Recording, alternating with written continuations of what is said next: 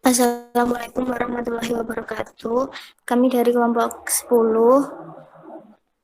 ingin membahas tentang analisis strategi konseling berwawasan budaya Indonesia. Anggota kelompok kami yang pertama Aziz Kafnun, yang kedua Putri, kemudian Mela, dan saya sendiri Nur Ayu Indah Pancasari. Next, Mela.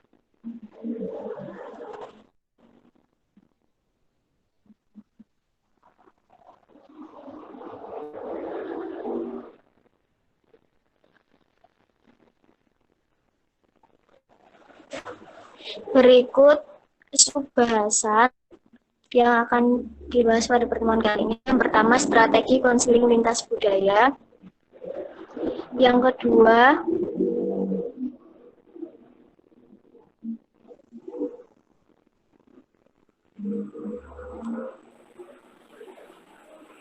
perspektif strategi berwawasan budaya Indonesia.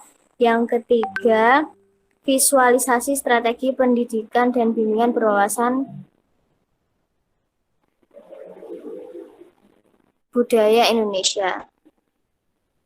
Yang pertama, strategi konseling lintas budaya. Yang pertama, kita akan membahas definisi konseling berwawasan lintas budaya. Konseling berwawasan lintas budaya adalah konselor yang memiliki kepekaan budaya dan mampu melepaskan diri dari bias-bias budaya, mengerti dan dapat mengapresiasi diversitas budaya, dan memiliki keterampilan yang responsif secara kultural. Dalam melakukan konseling lintas budaya berwawasan Indonesia, maka mempunyai kompetensi untuk mengoptimalkan proses konseling karena sangat banyaknya ragam etnis, suku maupun budaya di Indonesia ini yang berbeda antara satu dengan yang lainnya.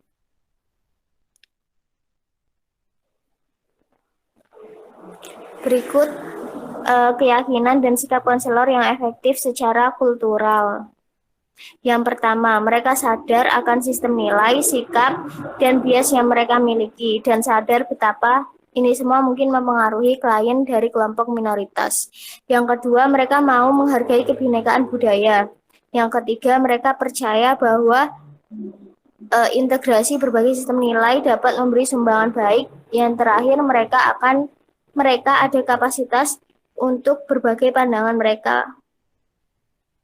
mereka ada kapasitas untuk berbagai pandangan, serta mereka harus peka terhadap keadaan. Untuk bagian selanjutnya akan dijelaskan oleh Mbak Putri. Oke, saya lanjut. Pengetahuan konselor yang efektif secara multikultural. Yang pertama, mereka mengerti tentang dampak konsep penindasan dan rasial pada profesi kesehatan. Yang kedua, mereka tahu betapa asumsi nilai dari teori utama konseling. Yang ketiga, mereka sadar akan ciri dasar dari konseling lintas kelas, budaya, berwawasan budaya. Yang keempat, mereka sadar akan metode pemberian bantuan yang khas budaya atau indigenous. Yang kelima, mereka memiliki pengetahuan yang khas tentang latar belakang sejarah, tradisi, dan nilai dari kelompok yang ditanganinya.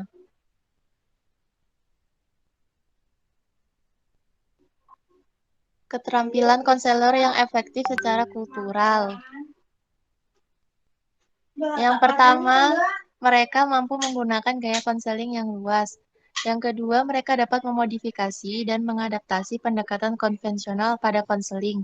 Yang ketiga, mereka mampu menyampaikan dan menerima pesan baik verbal maupun nonverbal secara akurat dan sesuai. Yang keempat, mereka mampu melakukan intervensi.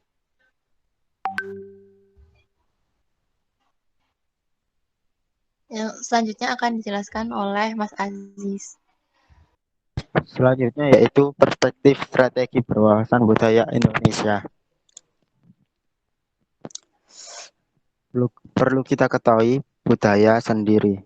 Yang pertama itu budaya menurut Sukamto dan Ahmadi, yaitu suatu hal yang sifatnya mempunyai hubungan dengan budi dan akal, dan menurut Selo Somajan dan Selaman Somarti, budaya itu merupakan suatu saran dari hasil karya, rasa, dan cipta dari masyarakat dalam hal budaya baik maupun buruknya. Nilai-nilai tersebut akan ditampakkan dalam perilaku, sikap, maupun ide dan pemahaman. Dari pengertian tersebut dapat diambil kesimpulan bahwa ada 3 elemen dari pengertian budaya, yaitu yang pertama merupakan produk budaya manusia. Jadi, budaya itu berasal dari manusia itu sendiri yang dilahirkan dari nenek moyang ya, dan dilanjutkan oleh generasi selanjutnya. Yang kedua yaitu menentukan ciri dari individu. Jadi budaya sendiri itu diimplementasikan ke dalam sikap ataupun rasa ataupun karya. Jadi sikap dari individu menampilkan suatu budaya tertentu. Ketika itu manusia tidak dapat dipisahkan dari budaya. Dari sini dipahami bahwa manusia dan budaya itu erat hubungannya. Selanjutnya,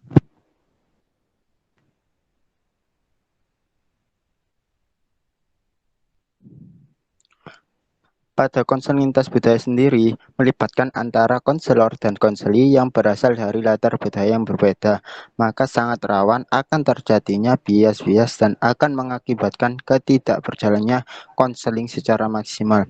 Karena hal itu yaitu banyak keragaman dalam negara Indonesia, maka konselor harus mempunyai kompetensi mengenai kultural yang berkaitan erat dengan asumsi budaya, nilai-nilai, dan bisa dari berbagai identitas budaya. Oleh konselor untuk memahami setiap budaya yang akan dihadapinya, yaitu budaya yang berasal dari konseli tersebut. Dalam melakukan konseling lintas budaya agar terjalin secara maksimal dibutuhkan penerimaan konselor terhadap konseli yang mempunyai perbedaan kebudayaan dan bergantung pada kualitas hubungan antara klien dan konselor. Dan juga bagaimana cara menyamakan persepsi terkait perbedaan budaya tersebut. Dan juga konselor harus menyadari terkait nilai yang berlaku secara umum yang berdasarkan nilai-nilai yang berlaku bagi dirinya dan masyarakat pada umumnya terkait pandangan hal suatu pandangan. Jadi, dalam hal ini, apabila konselor tidak memahami terkait budaya konseli, maka bisa diambil kesamaan dari setiap budaya tersebut. Selanjutnya akan dijelaskan oleh Mbak Mela.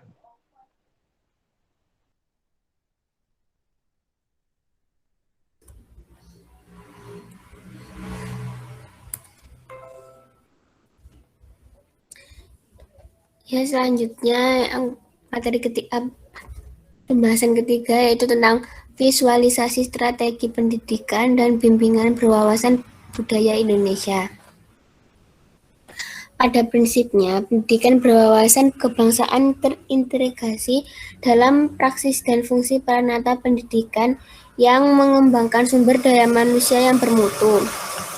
Artinya, pendidikan yang berwawasan kebangsaan tidak terpisahkan atau merupakan